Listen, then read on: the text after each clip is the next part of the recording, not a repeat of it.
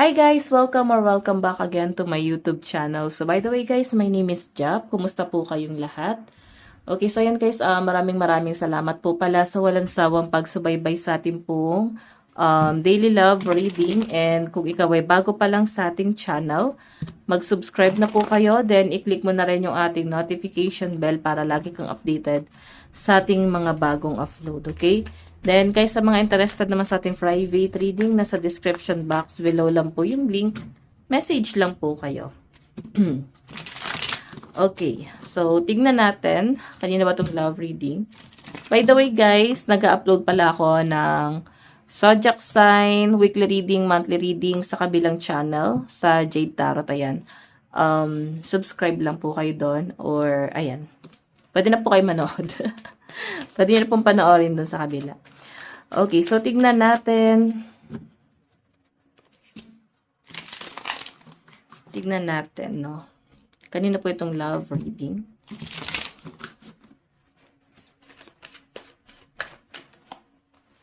Meron tayong, wow, bago to guys. Ay, parang biglang naging conflict. So, may nakikita ko dito guys, someone na kung meron kang ina-entertain ngayon and duda ka sa taong to, kasi hindi mo alam ano intention niya eh. Or ramdam mo na parang ayaw niya ng commitment, or ramdam mo na parang okay naman yung security mo sa taong to. Pero yun nga guys, masyado siya guys, komplikado.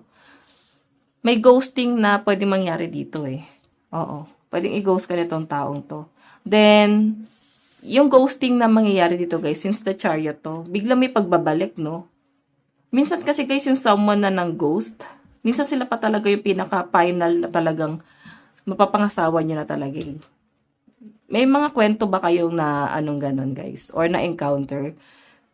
Yung mga ng ghost, once na bumalik sila sa buhay nyo, sila na yung parang nakakatuluyan nyo. Karamihan ganun yung scenario, no? So, yan. I think ginost ka nitong tao to, or i-ghost ka nitong person na to. Okay, tipong nahuhumaling ka na sa kanya, mafo-fall ka na sa kanya, or nafo-fall ka na sa kanya. Pero guys, mukhang okay yung connection yung dalawa eh. Ayan, no? May nakikita ko ditong pagkikita, pero mukhang hindi nga siya natuloy eh. Mukhang hindi matutuloy to kasi nga, biglang may biglang didistansya tong taong to. Okay, check pa natin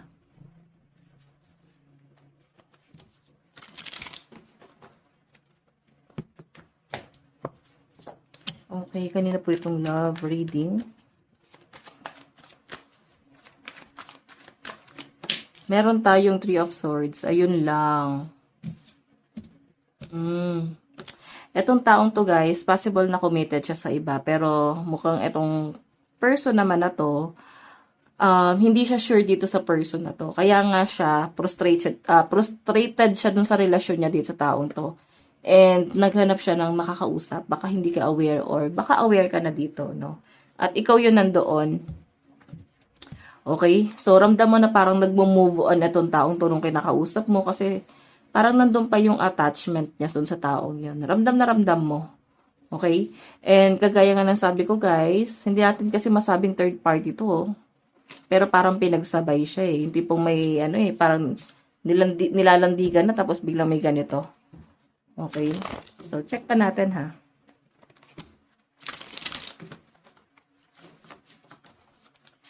Additional message. Kanina po itong love reading. Meron tayong, di ba, Five of Swords, guys. So parang ginamit ka ng person mo na parang panakip butas.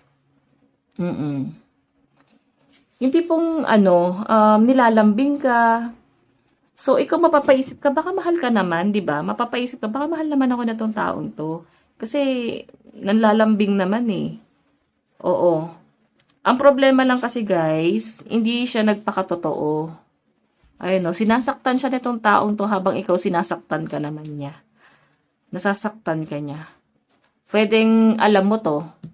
Alam mo na broken-hearted siya sa iba, pero hindi ka aware na may connection pa pala, 'di ba? So, nangyayari kasi guys, parang may paglalaro na ginagawa itong taong to. Parang nahawa siya sa pagiging selfish ng partner niya. Selfish talaga siya actually guys, no? Check pa natin ha.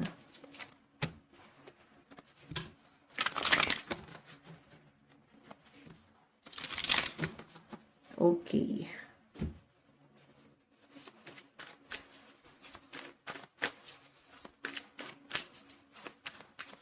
Additional message. Kanina po itong love reading. Meron tayong King of Cups. So, yun, mahuhulog talaga yung loob mo sa kanya kasi mabait naman tong taong to. Ayun, nakikita ko yung pagiging mabuting tao niya.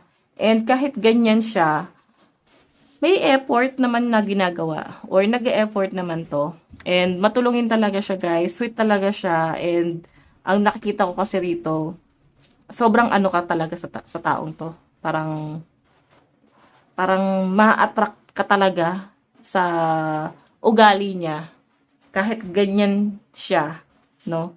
So, hindi natin siya guys mabe-blame eh. Pwedeng masyado lang siya guys, ginaslight talaga. So, alam mo kasi sino i-blame mo rito?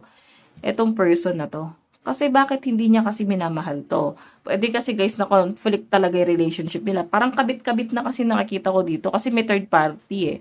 Third party. So, kung ikaw wala kayong commitment, I think na sa kanila yung third party, no? Baka kasi may ibang karelasyon tong partner niya at kumabit siya. 'Di ba? Tapos, ikaw, sino ka na doon? 'Di ba? Kawang gawa. Ikaw na yung someone na tutulong para lang dito sa taong to. Para lang maka-move on siya. Ganon. Okay, so tignan pa natin ha.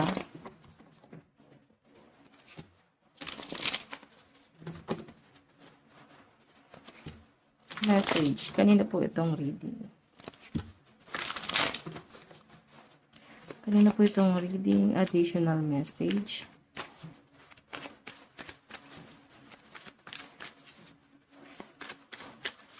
Meron tayong Queen of Wands. Creative, passion, power, courage, firepower. Okay, so guys, yung nakikita ko kasi rito guys, etong person mo, ano talaga siya? Gusto ka naman pala niya. Nababaitan siya sa inyo. Na-amaze talaga siya sa inyo. Ang problema lang guys, hawak niya yung sunflower. Oh, hindi niya maiwasang, hindi niya maiwasang ma-distract talaga. Change direction ang sunflower, di ba? Or yung flower. So, yung isip niya guys, lumilipad sa iba habang hawakan niya rito. Habang pinapaasa kanya. Siya din naman guys, umaasa sa iba. Ang hirap ng ganitong relasyon guys. Nasa ano siya, nasa lokohan.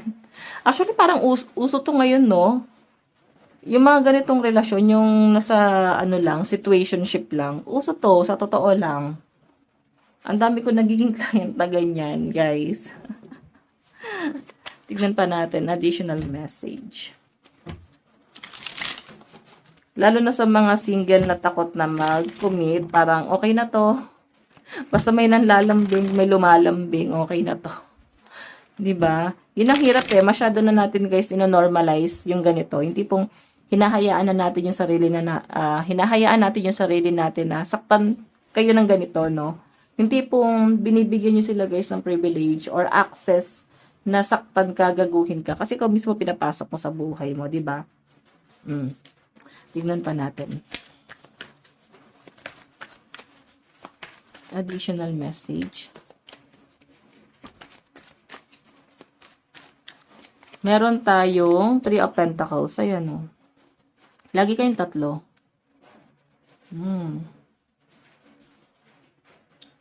I think babae ka. Malakas yung energy ng mga babae dito. Etong person mo, lalaki, nasa third party.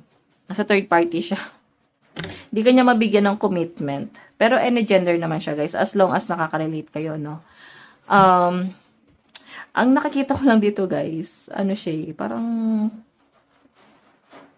naloloka ako kasi nahayaan niya yung sarili niya ng ganyan. Tignan pa natin. Katrabaho. Nakilala mo ba to sa social media? Kasi parang katrabaho niya yung person na yun. Okay. Meron tayong Five of Pentacles, loss, hard times, concern, desperation, and poverty. May kahirapan, guys, eh. Feeling ko kung bakit, guys, ganito is may nabe-benefits tong person mo doon. Pwedeng kahit ganun kasi yung ginagawa sa kanya, kahit na parang nasa third party sila, kahit na parang sinasaktan siya, parang hinahayaan niya kasi pwedeng nabibigyan siya ng pinansyal.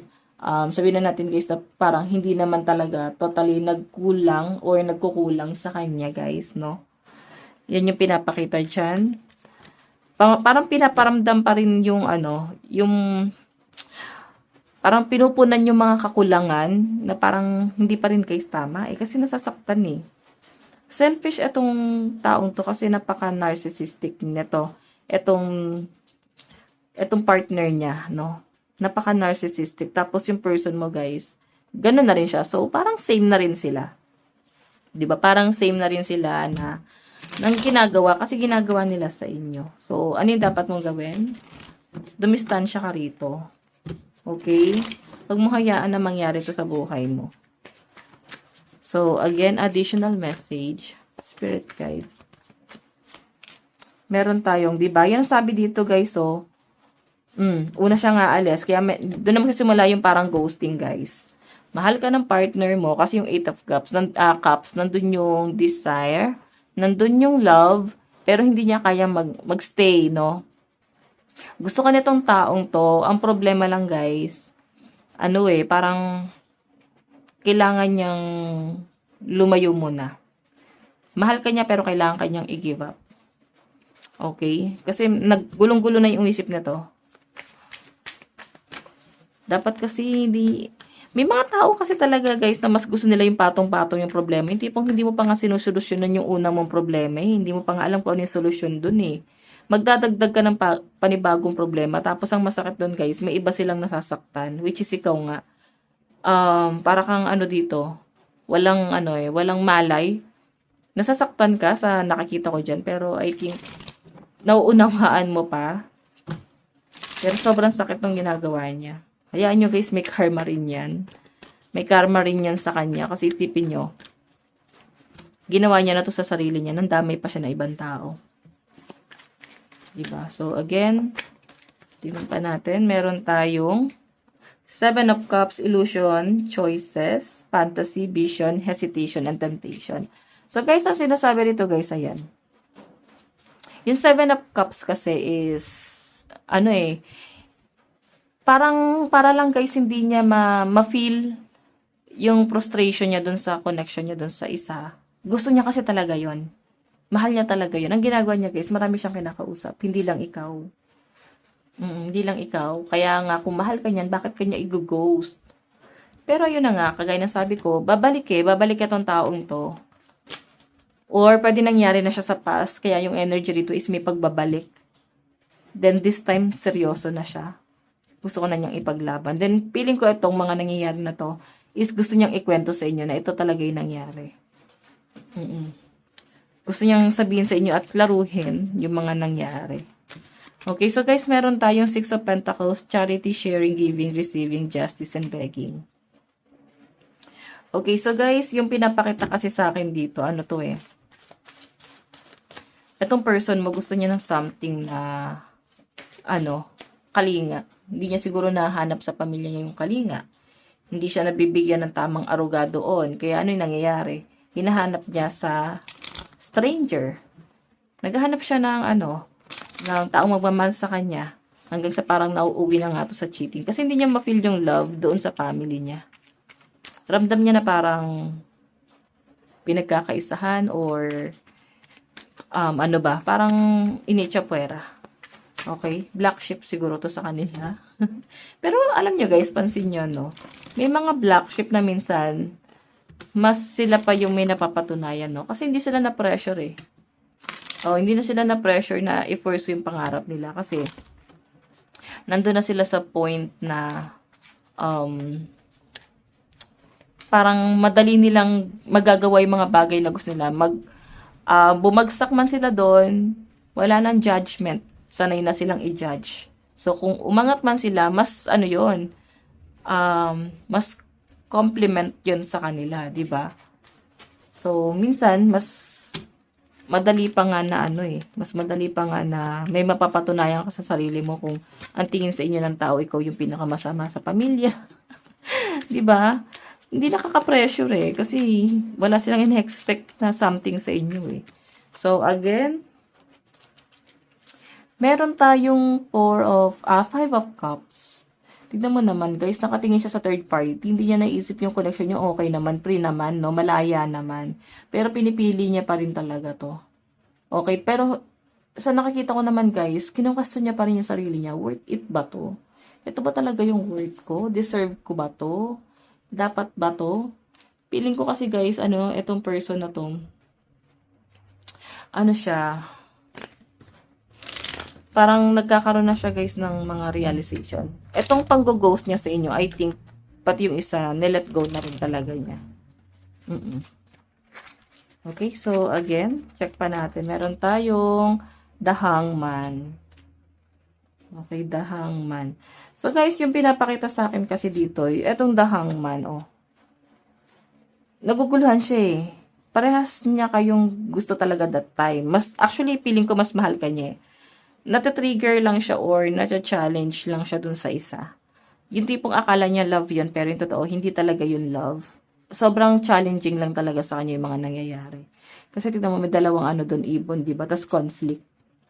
Okay, and again, marami naman siyang kinakausap bukod sa inyo. Marami siyang nilalandi at parang open naman siya sa mga ganong bagay, no? Mga ganong usapin. So, by the way, meron tayong Temperance. Ayan. Medyo masakit talaga to sa inyo pero hindi mo to ipapahalata, no? Siguro pag bumalik tong taong to, guys, sumbat mo sa kanya lahat ng ginawa niya na parang hindi tamang ganun yung ginagawa niya sa inyo, guys. Diba? Pabulaklak yung bibig niya Magaling siyang magsalita Magaling siyang magpaikot. Tignan pa natin, meron tayong Two of Swords.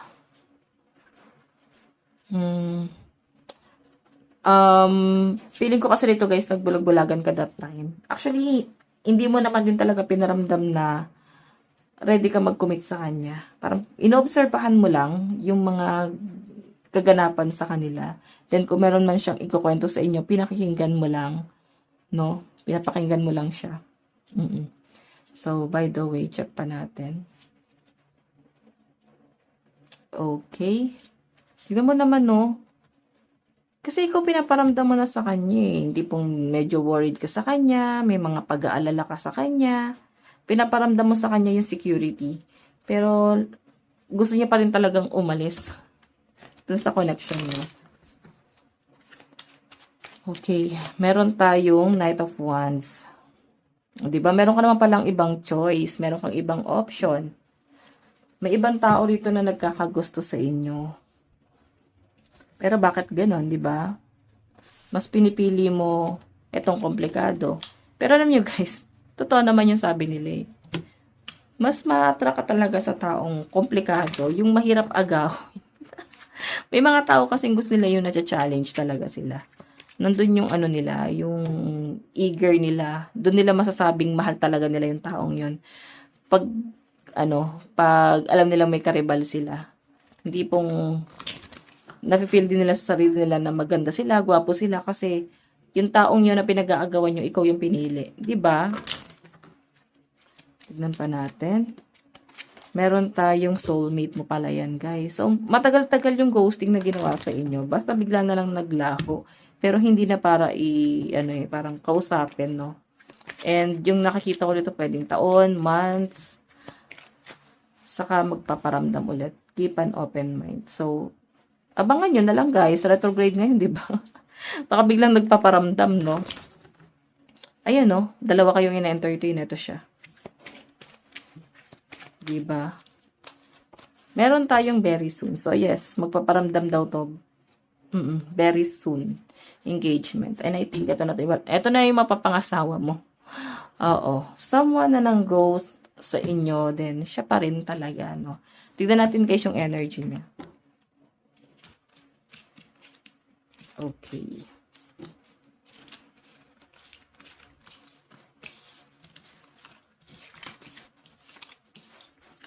Tignan natin. Nararamdaman niya sa inyo? Ano yung nararamdaman niya sa inyo? Meron tayong Knight of Wands.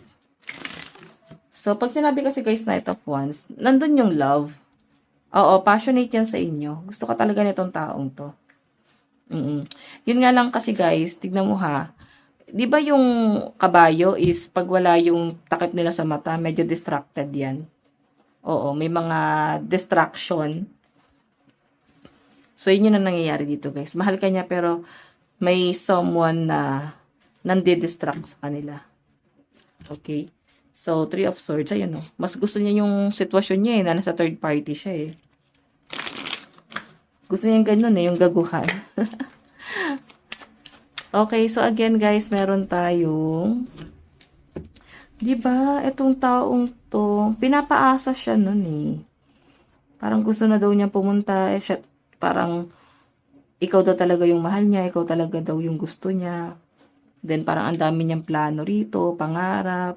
Kung makita niyo bahay yan, gusto niya na parang magsama na kayo, gusto niya na, gusto daw no na magsama na daw sila, gusto na parang pumunta sa kanya. Ganon. So, yung nararamdaman sa inyo guys ng person mo, gusto kanya pero nahati talaga kasi hinisip niya yung mga pinangako sa kanya. So, alam nyo guys, parang ang hirap i-blame ng person mo. Feeling ko medyo nabulag na to ng tuloy. Medyo na siya. Sobra na tong na-manipulate. Meron tayong The Hangman. Ayan, masyadong komplikado yung sitwasyon niya daw ngayon. Ang hirap-hirap daw mag-decide. And yung bottom of the deck niya, guys, is Emperor. So, Emperor, guys, is someone na, sobrang nire-respeto to ng mga tao. Ng lahat ng mga nakakausap niya.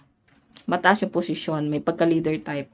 Ang problema lang, guys, friendly rin to, no? Marami siyang nakakausap, then possible na pwedeng mabigyan siya talaga ng malalim na kahulugan na bakit sila nag-uusap. Ba't marami siyang ina-entertain? Bakit hindi sa inyo? Ba't hindi nagiging kala mo ikaw lang, bukod dun sa isa. Pero marami guys eh. Oo. Tignan natin. Paano kanya nakikita? So, ito naman guys, pwede nangyari na to sa past. Then yung in the near future or ngayon, na pwede mangyari ngayon, is my relocation. Relocation. May reconciliation. Relocation to. Okay. Bigla yan magpaparamdam. Magulat ka na lang ba't magpaparamdam, tapos parang baliw na baliw sa'yo. Piling ko kasi matagal niyang pinag-isipan, no? Paano kanya nakikita ngayon? Wheel of Fortune, someone na naka-move on na. So, I think matagal na itong nangyari na to. Nakikita kanya na someone na naka-move on ka na sa kanya. Nakikita kanya na someone na parang okay ka na sa kung anong nasan ka ngayon or ano yung buhay na meron ka ngayon. Okay? Then, may pag-aantay lang din siya rito. Lagi ka pa rin daw niyang iniisip. Hindi pa rin siya nakaka-move on sa'yo.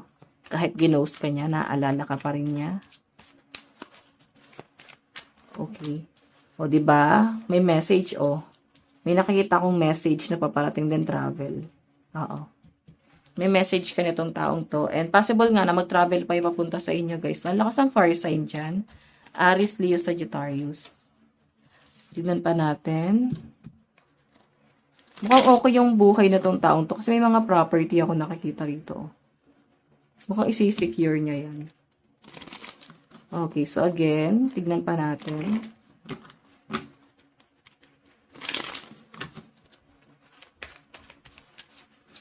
Okay. Ano yung plano na itong taong to? Ano yung gagawin niyang action towards you? O, diba? Wish fulfillment ka nito eh. Nine of Cups, wish fulfillment ka. Ikaw talaga yung pinapangarap niya. Pinaghahandaan niya, pinagdarasal niya rito. So, I think, hinahanda niya na yung sarili niya. Parang, kailangan niya lang talaga munang ayusin yung sarili niya. So, okay din naman guys. At least inayos niya yung sarili niya doon sa paglayong ginawa niya, di ba? Yun nga lang, di niya kinlaro. Bigla na lang kasi siyang nagwala. Nawala. Nagwala. Sorry guys. Ace of Swords. Saka napaka down to earth na tong taong to ha. Hindi to parang mayabang, no? Meron tayong Queen of Wands, di ba? Paiibigin ka na naman. Aware siya na pwedeng magalit ka sa kanya kasi hindi naging maayos yung paghihiwalay yung dalawa. Hindi naging maayos yung mga last topic nyo. Oo. Okay, so tignan pa natin. Meron tayong you feel like home. Diba?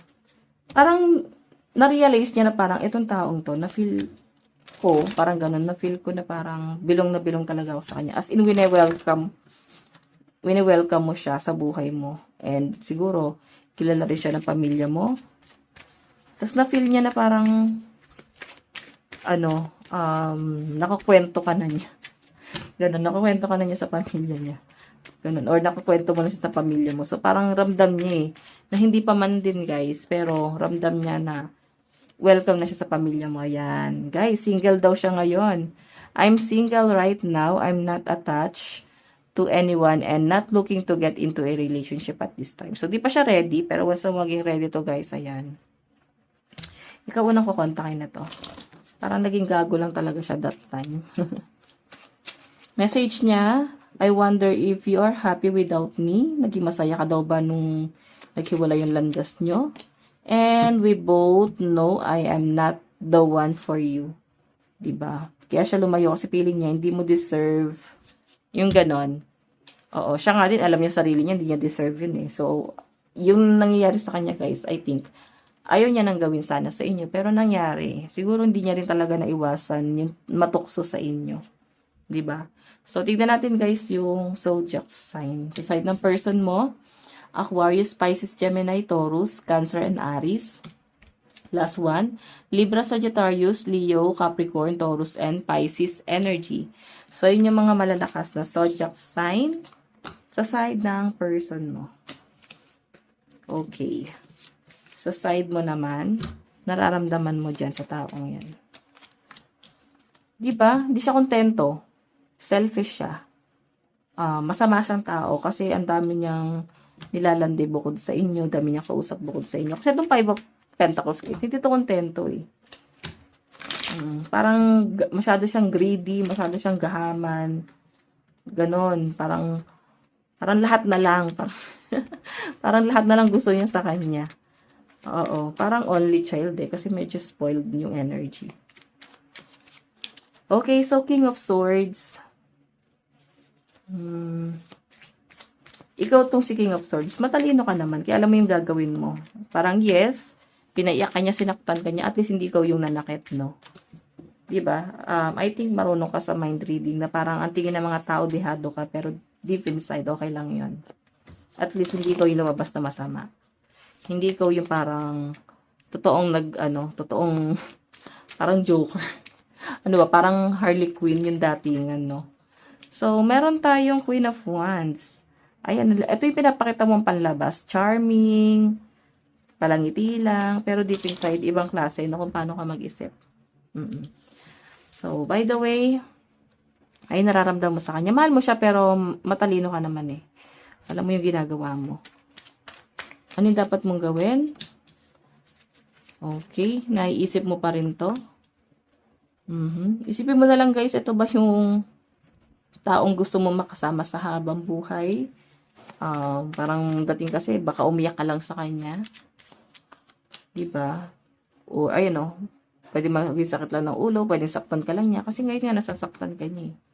Diba? Ngayon pa nga lang guys, parang hindi kanya pinanindigan. So, I think, sinasabi lang dito, dapat mong gawin dyan guys, mag-relax. Then, bahala na kung ano yung pwedeng mangyari dyan, okay?